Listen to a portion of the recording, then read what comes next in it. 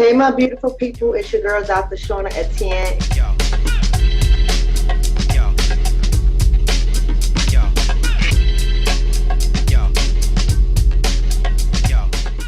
And I just want to talk to you guys about some really good news. I like this story. I know yesterday was a heavier story because it wasn't always good to listen to when we're talking about teenagers dying. But here's a good story for us today. Here's a wonderful story for us to really get into today regarding the mother. Her name is Dedra Phillips, and she gifted her 16-year-old daughter with a business at her sweet 16. So I think that's some real awesome stuff. It speaks to what I'm always talking about in reference to the family unit and how we have to build it. Many of you guys know I have an event coming up, a workshop where I'm teaching.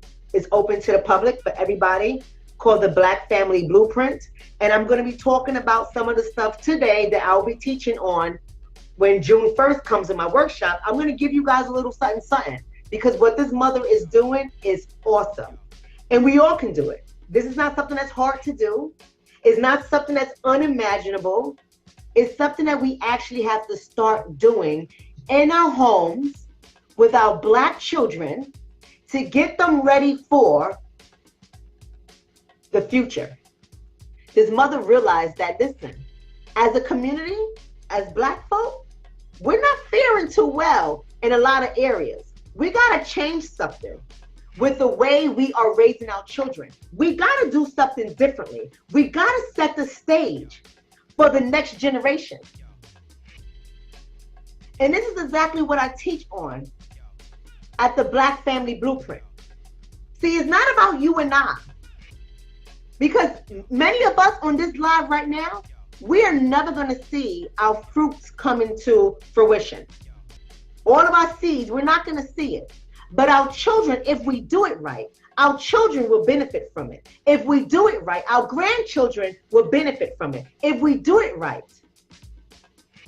our legacy will live on. This mother is doing it right.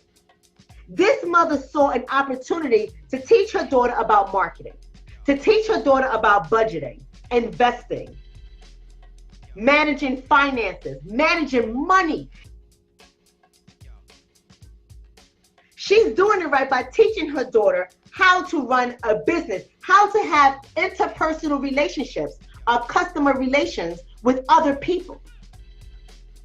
See, we have to change the way we think, and we have to accept and realize that our mindset has been shifted, it has been programmed, it has been engineered by the colonizer and the colonizer's ancestors and their descendants. That's what this is about. And as long as our mind is colonized, as long as we try to do what Becky and Dick does, we're never going to think like this, like Dedra Phillips. As long as we're trying to do all the fancy things that MTV shows us for how Sweet 16s are supposed to look, and we see Bow Wow and all these other little kids being gifted cars at their Sweet 16s or their Stunner 16s, or this fancy stuff, and people going out spending $400 to $600 on a cake for their child's Sweet 16. Are they trying to have a grand entries, renting Lamborghinis and Maseratis for their child's Sweet 16? Come on now, people. See, there's nothing wrong with that when you own your own ish. There's nothing wrong with that when you got investments and your money is working for you and you're not working for the money. There's nothing wrong with that when you're not trading your time for income from an employer. There's nothing wrong with that.